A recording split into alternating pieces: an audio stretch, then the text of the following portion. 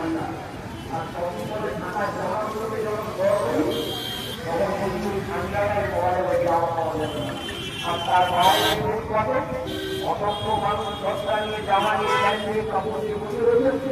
কিন্তু আমরা যারা এই ঠান্ডা কাপড়ে বাড়ি যাচ্ছি যাওয়ার জন্য যাই, কিন্তু জিনিসপত্র করবার জন্য হচ্ছে এদের মধ্যে সরকার করতে হবে।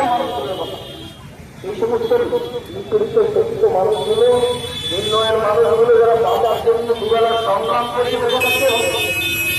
শিয়ালদা স্টেশনে সেন্ট্রো গোল্ডের সোনার দোকান হয়েছে, শিয়ালদা স্টেশনে দেখছিলাম ওয়াও দোকান হয়েছে, নানান রকম রঙিন দোকান, বড় বড় দোকান, দোকানে দরজা খুললেই ঠান্ডা বাতাস, বললে এগুলো ঠান্ডা হয়ে যাবে।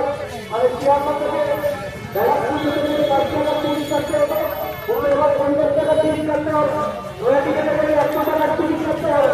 যদি ঠান্ডা হবে আর সরকার তন্দুরি খাবেন 20 টাকা, চুরি আর করেন না, ডিম একটু খাবেন, একটু রাস্তায় দাঁড়িয়ে, স্টেশনে দাঁড়িয়ে একটু আলু কমটা খেয়ে দৌড়ে দৌড়ে কাজের মধ্যে চলে যাবেন। ভোরবেলা বাড়ি থেকে বেরিয়েছেন, কিছু টিফিন হয়নি, ওই ঢোকার বাইরে রুটি তৈরি করছে, সেখান থেকে রুটি আর তরকারি তার ঘুগনি খেয়ে যাবেন, তার উপায় নেই, সব হোকার একদিকে তুলিত।